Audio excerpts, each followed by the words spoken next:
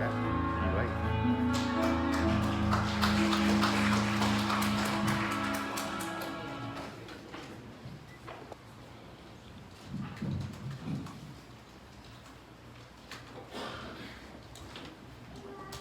Do we move that?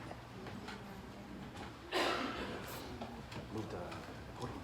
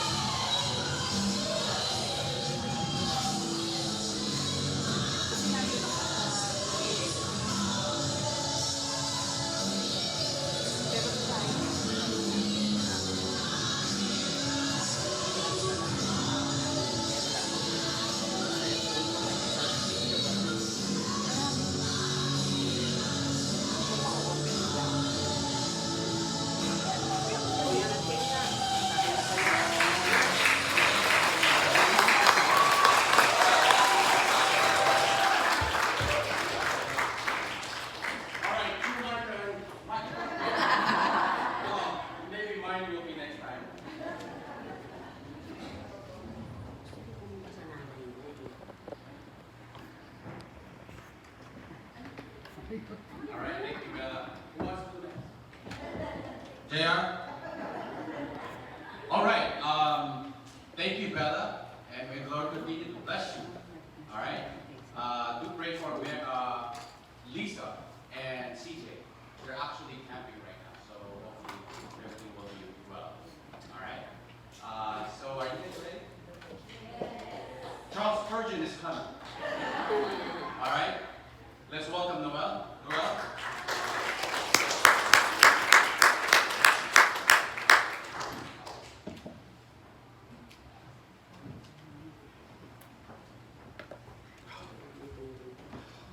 Thank you, Bella, for that wonderful presentation.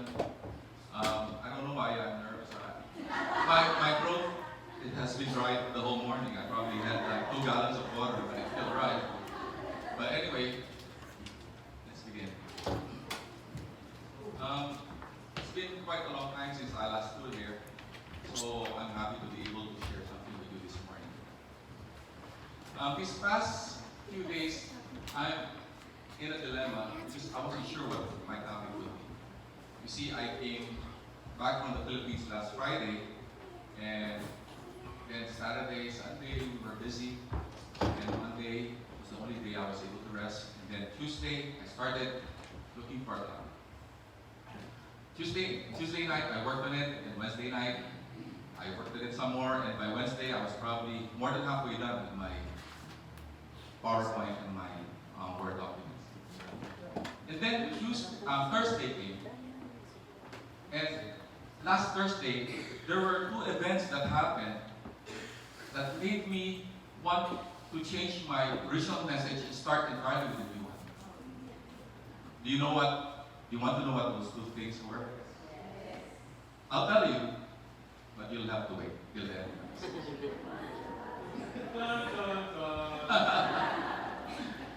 Okay. The title of my talk this morning are 2 words that ends with a question mark. These are 2 words that explore the possibility that exists when we make simple changes in our lives. These 2 words are what if? What if? See, many of the things that people think are impossible are really possible. If we will just learn to apply the principles of the scripture. So how many of you have heard a statement before? You've heard a person say, this is how I've always been, and there's nothing I can do about it. Or the statement, I might as well accept it because this is how I am. Or another statement, this is how I'll always be. I will never change. Yeah. Well, it can be true if we're talking about our physical attributes like our height. We could probably wear high heels, but that's only temporary. Or the color of our eyes, we can probably wear contacts, but after you remove that, you're back to square one. Or the color of your skin, you cannot change those. But aside from the physical, virtually every aspect of your existence can be changed if you will just apply the power of the Holy Spirit. So the question is what then? It's about exploring new possibilities. And the first question that we will try to answer is this. What if we stop worrying? So there's an illustration. In World War I, there was this soldier who had a problem of worrying so much. So he decided, in order to solve it, he just wrote a note. A note and just put it inside his pocket. And every time he would worry, he would just take it out and read it. And this is what the note said. Of 2 things, one is certain. Either you're in the front line or you are in the back. If you are in the front line, 2 things are certain. Either you are exposed to danger or you are safe. If you are exposed to danger, 2 things are certain. Either you are wounded or you are not wounded. If you are wounded, 2 things are certain. Either you recover or you die. If you recover, then there's no need to worry. But if you die, you cannot worry because you're dead already. So why should you worry? Well, it's true. You see, worrying is like riding a stationary bicycle. No matter how fast you pedal or how long you pedal, it will give you something to do, but it will not take you anywhere.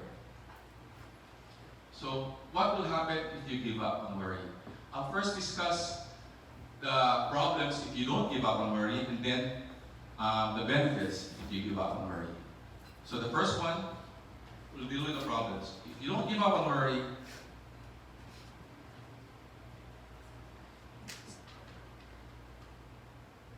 worry can cause health problems. See, the word worry originally came from the word, an old English word, to choke. In fact, that's true because worry can cause a lot of health problems. And what are these? It can cause anxiety, it can cause sleeplessness, it leads to the loss of appetite, or it can also lead to overeating, it can lead to headaches, or acid reflux, high blood pressure, ulcers, respiratory problems, so on and so forth. So if you want to live longer, one sure way to live longer is just stop worrying. And you will live a longer life. Number two, another problem with worrying is that worry prevents you from enjoying the moment. There's a proverb or a saying that goes like this. Worry just doesn't remove years from your life, it removes life from your years.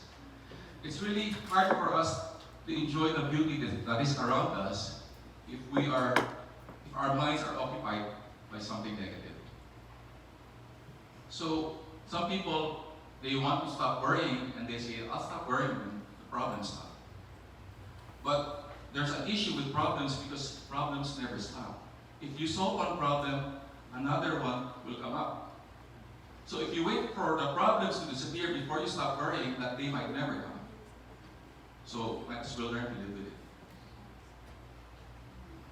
There's an author, I read her book many years ago. She wrote the book, The Hiding Place. Her name is Corrie ten Boom, and she said this. Worry does not empty tomorrow of its sorrows. It empties today of its strength. So that's very good. Third problem that you'll encounter if you don't stop worrying is that, those are the two things. The problems that you get. Third problem is this one. Worry is a sin. Worry is a sin. I know, but just watch him kiss him. See, worrying stems from a lack of faith. You're worried because you have lack of faith. And the Bible says that the lack of faith is sin. If we worry, we're practically saying to God that our problem is bigger than God. And we're saying, God, I don't think you can help me because I don't think you are capable. So it's practically you're committing sin when you worry. So what are the benefits if you stop worrying?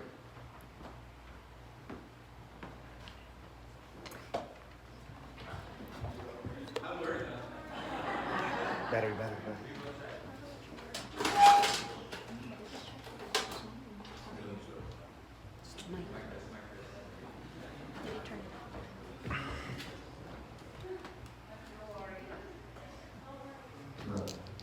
Okay, it's fine. The blue Okay, one's so good. where are we? What if we stop worrying? What are the benefits? Number one, I know. okay. Number one, you learn to focus on what's important. There's an old proverb that says, worry often gives small things a big shadow. You see, shadows cannot hurt you. There's a big difference between getting run over by the shadow of a truck and getting run over by the truck itself. Because shadows are just an image without any substance. They can scare you, but they cannot hurt you. And besides, the reason why there is a shadow is because there's a source of light somewhere.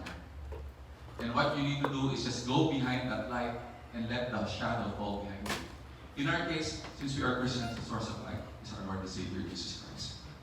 In Matthew 6, verse 25, we'll read, Therefore I tell you, do not worry about your life, what you will eat or drink, or about your body, what you will wear. Is not life more important than food, and body more important than clothes? And the second benefit that you will have if you stop worrying is that you will recognize the provision of God. The verse for this is Matthew 6, verse 30. This is how God clothes the grass of the field, which is here today and tomorrow is thrown into the fire. Will He not much more clothe you, you of little faith? See, most of the things we worry about doesn't really come to pass. A wise man, Thomas Jefferson, once said, how much pain they have cost us, the evils that never happened. And in 1 Peter verse 5 and 7, cast all your anxiety upon Him, because He cares for you.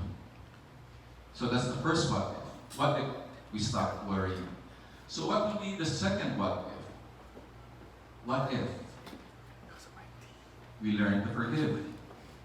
So again, we'll start with the problems if we don't learn to forgive, and then second, we'll work with the benefits. So what are the problems? Number one, you'll have emotional issues. What are these? Bitterness, moodiness. You'll have anger management issues, sleeplessness, and emotional instability. It's been said that if you harbor an unforgiving spirit, it's like you're taking a poison and you're wishing that it will hurt your enemies, but you're the one being poisoned. Because if you have this spirit, it will hurt you more than the other person. And the second problem, if you don't give up or surrender, you have an unforgiving spirit, is that it will have physical manifestations. What are these? Have you met anyone that has so much anger and so much bitterness in him that you can see it in their face? I'm sure you did. Because, you see, an unforgiving spirit is so hard to hide. No matter what you do, it will show up. For the past 5 years, we've been visiting this place in Alberta, Canada. It's called Abraham Lake. This is how it looks. It's beautiful. So for the past 5 years, we've been going here to photograph this area. But we don't normally go during the summer. We go in January, and that is the dead of winter. Because we want to shoot the ice formations, like this. This was taken in that lake, but the water was frozen already, like this. So this is what we shoot every year for the past 5 years in January. But this lake is not famous for just the ice formations. It is world-renowned for this phenomenon, and this is the phenomenon. These are like methane bubbles. The bubbles will show up at the surface of the lake. Another picture. Like that. So people, every year, January, February, photographers from all over the world go to this small place, town, in the middle of nowhere. It's really a ghost town. There's just one motel and one restaurant inside the motel, and they don't even serve good food, but you don't have any choice to eat there because that's the only place you can eat. It's really so secluded. But people go there because of this. Do you want to know how this happened? How come it has the methane bubbles? You see, this lake is not a natural lake. It is a man-made lake. And if you look at the side of the mountain, I don't have it in this picture, it will have a big dam. And before all this water, before there was no water here, it was a big forest. So under all this water are hundreds of thousands of dead trees that are decaying and rotting slowly. And methane is the byproduct of that decaying process. In summer, you cannot see the methane because it's still water. But that's not the case during winter. Because during winter, the water slowly freezes and the methane bubbles rise up to the surface and it is frozen in time. So that's why you can see them. You see, an unforgiving spirit will manifest itself and somehow show itself no matter how hard you try to hide it. it will come out in several ways. It can affect your relationship, it can affect your work, it can affect your health, it can even affect the way you look. And sooner or later, you will become like the person you hated the most. That's what an unforgiving spirit does. So, you need to learn to forgive. So what are the benefits if you learn to forgive? Number one, you will experience peace. Again, another quote from Terry Tan Boom. Forgiveness is to set a prisoner free and to realize that prisoner was you. See, if you have an unforgiving spirit, it's really just affecting you. In Colossians 3, verse 13 to 15. Bear with each other and forgive whatever grievances you may have against one another. Let the peace of Christ rule in your hearts, since as members of one body, you were called to peace. So that's the first benefit, if you forgive. Second benefit is that you will experience the fullness of forgiveness. I will read this verse. I don't really need to explain it further. It's plain and simple. It's Luke 6, verse 37. Forgive, and you will be forgiven. In Matthew 5, verse 7. Blessed are the merciful, for they shall receive mercy. You see, one good thing with God is that if He forgives you, He will forget your sin. The verse for that is Jeremiah 31, verse 34. I will forgive their iniquity, and I will remember their sin no more. There's a story of this old lady who went to her pastor one day, and she told the pastor, Pastor, you know, I have a gift. And the pastor asked, what's your gift? You know, I can talk to God directly, and He responds to me like, you're talking to me. And I can ask Him anything that I want to know. Of course, the pastor was skeptical. Oh, is that true? Okay, let me test you. So she told the lady, you know, when I was young, I committed this ugly sin. And I want you to ask God what that sin was. And if you can tell me, maybe I'll believe you.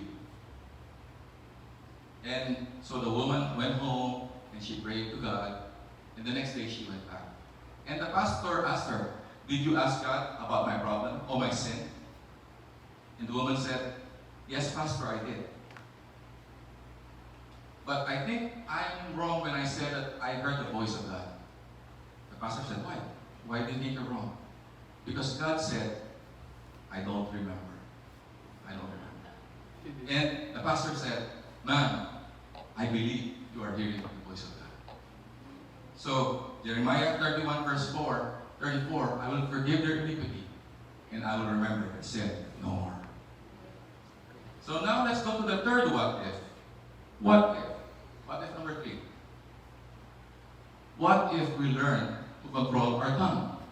What if we learn to control our tongue? James 3 verse 8. But no man can tame the tongue. It is a restless evil, full of deadly poison.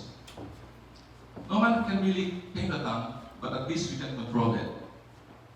In James 1 verse 26, he said, those who consider themselves religious and yet do not keep a tight rein on their tongues deceive themselves, for their religion is worthless. So again, we'll deal with the problems. What are the problems if we don't control our tongue or control our words? Number 1, wrong words can destroy relationships. You know, the thing that causes the most divorce is not infidelity, but it's rather the cumulative effect of the words we speak or don't speak. Because after a while, the words that we say and the words that we don't say to our spouse will take their toll in the relationship, and eventually the relationship will end. There is a lie that is told to us as kids, and the lie sounds like this. The sticks and stones may hurt my bones, but words will never hurt me. That is a lie, because words do hurt. You know, sticks and stones will hurt temporarily because your broken bones will heal. But hurtful words will haunt you for a lifetime.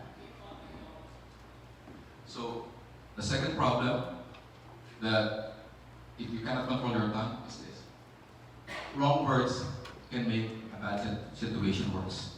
Wrong words can make a bad situation worse. That one, I don't have to explain. What are the benefits? Number one, you will become a better person if you learn to control your tongue. James 3 verse 2. We all make many mistakes, but those who control their tongues can also control themselves in every other way. So that's the first step. The second, you will build others up. You will build others up. Ephesians 4 verse 29.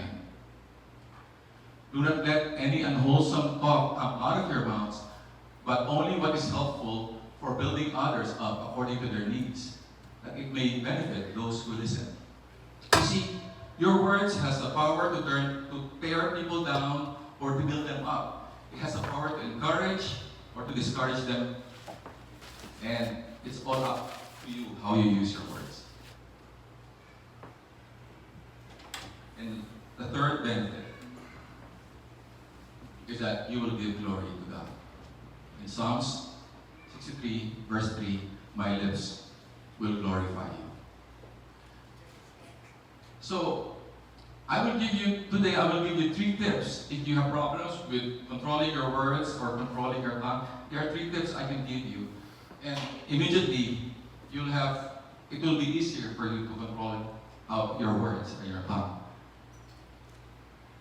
So the 3 don'ts in order to control your tongue. Just stop doing these 3 things and you'll be better. Number 1, don't say everything you know. Don't say everything you know. What's the verse for this? Proverbs 17 verse 27. A man of knowledge uses words with restraint. Before you speak, consider saying nothing at all, because you don't have to say everything you know. Second, don't say everything you think. Don't say everything you think. Have you met a person that seems to have an opinion about everything under the sun? If you talk about sports or a specific sport, he'll tell you about it. He'll talk about politics or life or anything. He'll say something about it. He knows it all. And worse is that he'll give you an advice about everything, even if you're not asking for it. I know such a person. I won't mention his name. And I'm sure you do. But what does the Bible say about it? In Proverbs 17 verse 28. Even a fool is thought wise if he keeps silent. So just keep silent. And keep this principle in mind. Silence looks like knowledge. Silence looks like knowledge. And third, so if you want to stop, and if you want to learn to control your tongue, stop doing this. Don't repeat everything you hear. Don't repeat everything you hear. There's a story about these 3 pastors. They are close friends, and there was a holiday, so they decided to go fishing. But it was a warm day, and the fish was not biting, and it's taking a long time. So they decided to open up to each other and share their hearts. And eventually, they started confessing their sins to one another, these 3 pastors. The first pastor said, guys, I have a confession to make. You see, I'm having an affair. And if the news of this ever goes to my wife, if my wife learns about this, she'll kill me. I know it's wrong, but I can't help it. And then the second pastor said to the first one, to both of them, my friend, you're not alone. I also have a sin. You know what my sin is? I like to gamble. You know all the money that we gathered last year for the mission trip to Africa? It didn't go to Africa. I spent it all in Las Vegas. And if my church ever finds out, they'll fire me and my reputation will be ruined. So now came the third pastor, and he sat there silent. And they were waiting for him to say something. And then after a while, he spoke. And he told the 2 pastors, my friends, I'm very sorry, but I should have been the first one who made the confession. They asked him, why? What's your big sin? You see, my big sin is gossip. So Proverbs 16 verse 28. A perverse man stirs up dissension, and a gossip separates close friends. This is very true. So if you want to control your tongue, the 3 tips: don't say everything you know, don't say everything you hear, and don't repeat. Oh, don't repeat everything you hear, and don't say everything you think. So those are the 3 things you need to do. You know, there's really wisdom to that, because in Proverbs 10, verse 19, when words are many, sin is not absent, but he who holds his tongue is wise. That's very good. So now let's go to our 4th what if. What is this what if? What if we do the things that really matter? What if we do the things that really matter? You remember when I told you at the beginning that there were 2 events that happened that made me decide to scrap my original message and do this one instead? I'm going to tell you now. 2 months ago, I met a person in Patagonia, another photographer. He was the Nikon ambassador from Australia. We got to talk, and he said that he liked some of my images from Patagonia the previous year. And we got to exchange some tips on the best locations to shoot in that area. And about the weather, we talked, and about places to eat. In short, we became good acquaintances. And we both got home. We went home to Australia. I went back to the US, and I started posting the images that I took there, and he started posting the images that we took likewise. And I posted it, and he would comment on my pictures. I would comment on his. And one of the images that I posted, he left a comment. He said, "Good job, buddy. See you again in 2020. That's what he wrote. He wants to see me again in Patagonia next year. See, I consider him a good photographer. And last month, he went to Kansas, flew from Australia to Kansas to shoot storms. He wanted to chase storms. And he started posting, these past 3 weeks, he's been posting these amazing images that I can only dream I could capture. He was posting them like 1 or 2 images a week, and they're really spectacular images. I looked at his past works, compared this new one, and I would say these were the best among all his works. In fact, they're probably the best among any stock image that I've ever seen. I'll show you some examples. His name is Dale. These are not my images, these are Dale's images, but really, really spectacular. So this one, he took from a field in Kansas, probably 2 weeks ago. Again, this one, these are what we call Mammatus clouds. This is probably my favorite clouds to shoot. This happens during thunderstorms and stuff. And then, on the last image here, he made a comment. And I'll read you what his comment was. "I always wanted to capture something as clean and visually stunning as this cell. This is a personal favorite, as just moments after I took this image, I gathered my thoughts and simply appreciated and marveled at the enormity that was before me." You see, approximately 24 hours after he posted this, Dale died. He was killed in a car accident in Kansas. What happened was, he hit a deer, and that disabled his car.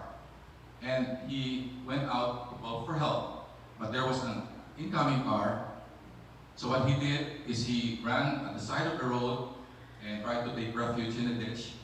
But unfortunately, the other car ended up in the same location, hit him and killed him. He was 36 years old. He left a wife and a 10-month-old daughter. You see, if you read his comment at the very end, that he marveled at the enormity that was before him. He had no inkling that approximately 24 hours later, he will be facing another enormity. The enormity of eternity. He has a lot of friends, a lot of people who follow his work. He has over 100,000 followers on Instagram. And a lot of people are mourning his passing, and I'm sure a lot of people will still mourn. He will be mourned. Maybe for a month, for a year, for 10 years, but eventually that mourning will end. Because life has to go on. And eventually, he and his works will be forgotten. See, that mode of thinking last Thursday made me question my own mortality and the futility of my own accomplishments. You see, we are all mere mortals on this earth, and one day we will leave the earth. And our friends and our loved ones will mourn our passing. But that will eventually end because their lives needs to go on. This is true for everyone. Even if you're the greatest man who ever lived, you will be mourned, but it will end. Because life will go on. I'm not saying this to discourage you or to depress you, but I just want to share a simple truth that no matter who you are, how much and how long you will be remembered or missed will be determined by the kind of life you've lived. So do the things that really matter. Do the things that will survive past your life. But this is the first event that made me change my mind. Then we'll talk about the second event. And what is this? Last Thursday, after I learned about my friend's death, I attended the small group Bible study in William's house. And at first, I wasn't sure I was going to attend because I wasn't finished with my original message. But I decided to go. And do you know what our topic was? The first and second chapters of the book of Ecclesiastes. It says, all is vanity and vexation of spirit.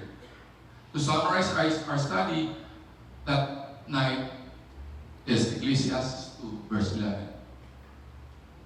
Yet, when I consider all the works that my hands had accomplished and what I had toiled to achieve, I found everything under the sun to be futile, a pursuit of the wind. There was nothing to be gained. So this was the second event that made me realize that I needed to change my message and start with this. So, what if we do the things that really matter? In 1 Corinthians 3, verse 11 to 15. For no other foundation can anyone lay than which is laid, which is Jesus Christ. Now, if anyone builds upon this foundation with gold, silver, precious stones, wood, hay, and straw, each man's work will become clear, for the day will declare it, because it will be revealed by fire. And the fire will test each man's work of what sort it is. If anyone's work, which he has built on it, endures, he will receive a reward. If anyone's work is burned, he will suffer loss, but he himself will be saved, yet through his fire. So how can we be sure that our works will survive the test of time? I want to leave you this morning with these three thoughts. First thought that I want to leave you with is this. Devote yourself to a vision that will outlive you. See, there's not a person in this room, if we're given a chance to relive our life, would want to do it better or to do more. We probably say, if only I have more faith, if only I was more obedient, if only I was more committed, if only I prayed more, if only I was more committed. Well, I have news for you. It's not too late to start.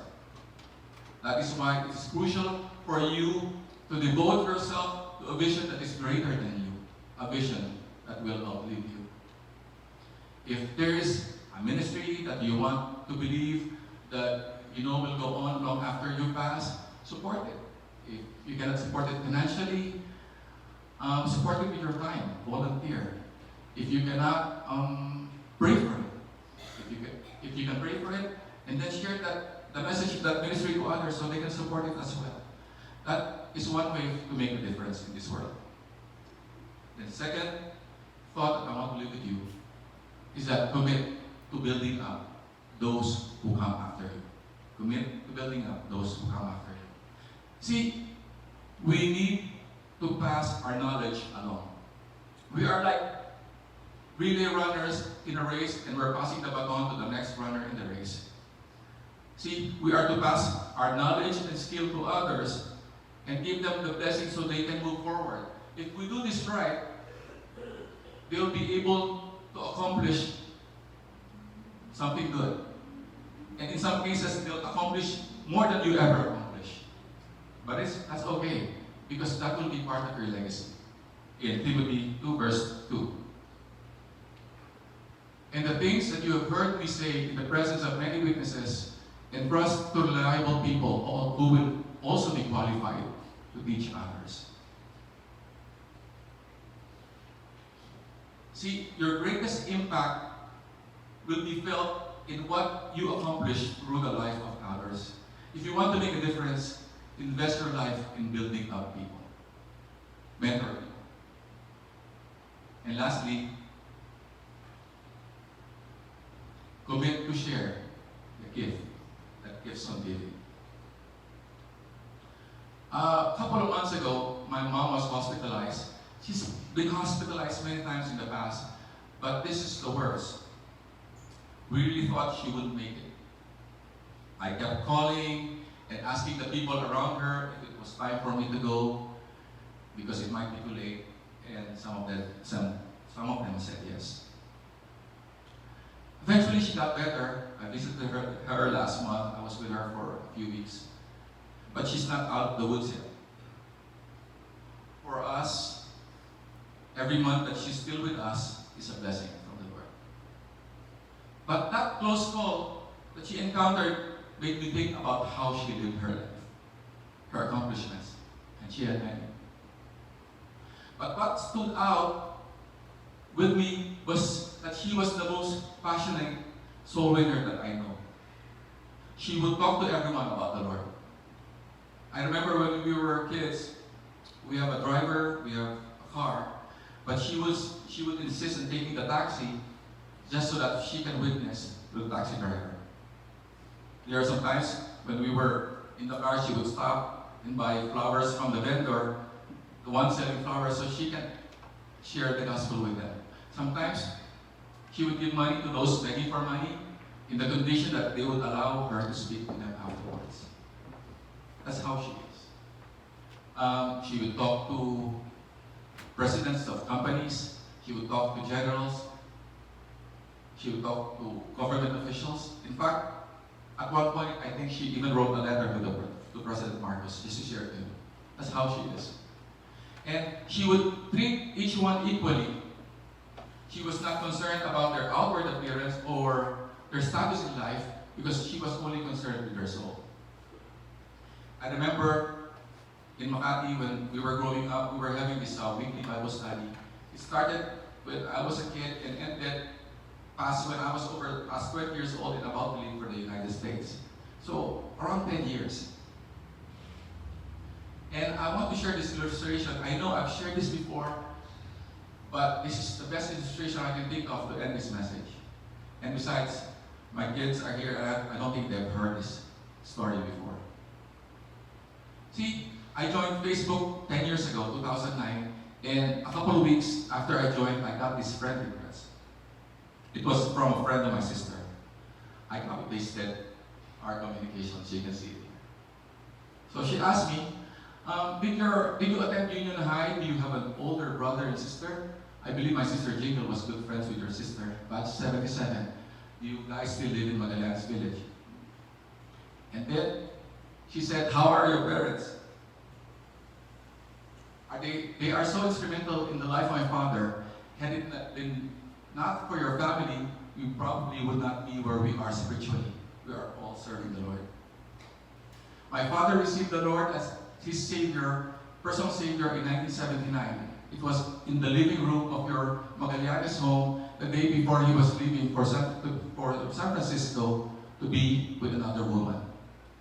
He got so convicted that he did not board the plane that day.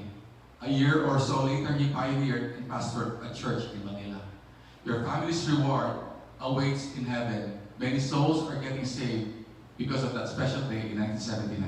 May 11, 1979 to be exact. And then she continued. You're welcome. I wish my dad was still alive to share his testimony to your family. What I shared with you is just the tip of the iceberg. Our family was at the brink of collapse, and we were churchgoers, but we did not have a personal relationship with Jesus Christ. Tell your mom hello. I hope she remembers my family. My dad used to drive a Plymouth that could fit 6 or the most 7 passengers. But my father would pile up as many hungry souls that car can accommodate to take to your Bible night. Friday night Bible study. And then she said, the testimony of my family has reached the 4 corners of the Philippines and the nations. And disciples that have been raised and are still being raised because of your parents opening their door to the gospel. We will always be eternally indebted to your family. Then she said, Jingle and her husband, that's her sister, pastor a church in multinational village in Paranaque. My younger sister Gina and her husband pastor a church in Las Vegas.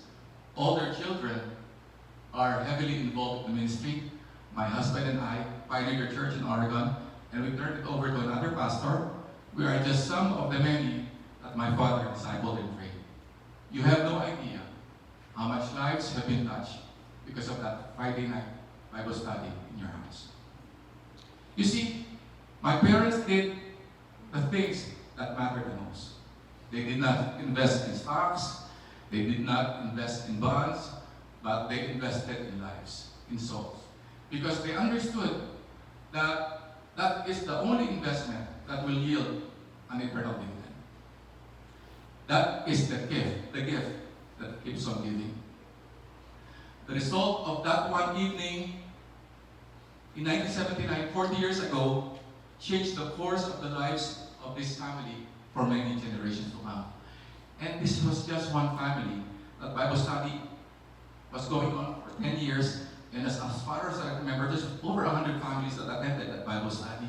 And I'm sure there's going to be more stories like this that we'll probably never know. But the significance of what my parents did will resonate throughout eternity because they did what mattered the most. So I want to end this message with this question. What if? What if? So let's pray. Dear Heavenly Father, when you come to your throne of grace, we thank you again for gathering us here to hear your message. We truly believe this message is from you.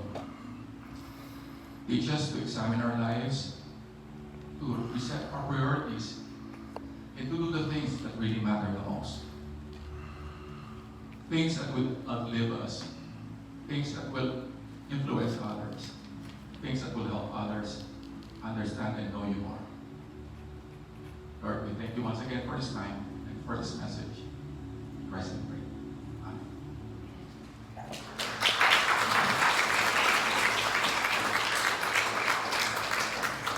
Amen. Man, thank you, Lord, for reminding us how good God is. Now, before we go on to our worship and tithes and offerings, I want you to know that, man, God is so good. He's been blessing this church with people like Noel, Kuya, Paul, and who are willing to be used for God. To stand up here, God, to stand up here and just be used by God. God can use each and every one of us. Amen? There's no excuses. Whatever you have, God will use you. There's a beautiful song that Casting Crown has, and they've been singing this probably in the last few months. And he said, I don't want to leave a legacy. I don't care if they remember me. Only Jesus. Right? Brother Bong Palada and the men here, they sang it like a couple of weeks back during Father's Day. But, man, it's like when you live for Christ and you're doing what you're supposed to do, no matter how big or small, people will be blessed. And they look up to God. Right? They look up to God and thank God. And change, and lives will be changed. All right, at this time, your tithes and your offerings make an impact, whether you like it or not, whether you see it or not. That money will go to some, pay Pastor Dennis, pay the church, so that we can have more people here, so that we can send some donations out in the mission field. They will bring rewards for you. And you won't know it until we go to heaven. They will bring souls closer to God. So whatever God has blessed you, if you belong to this church, let's give a portion of that blessing and give it to God. But let's give it cheerfully. Let's all stand up and let's pray for our tithes and our offerings. Lord, thank you so much for such a timely message, Lord God, for using Noel. May you continue to use him mightily, 66. proclaiming your word, even to the friends and people that he meets in his photography ministry, Lord. And Lord, we ask that you continue to bless each and every one of us here as we give a portion of what you blessed us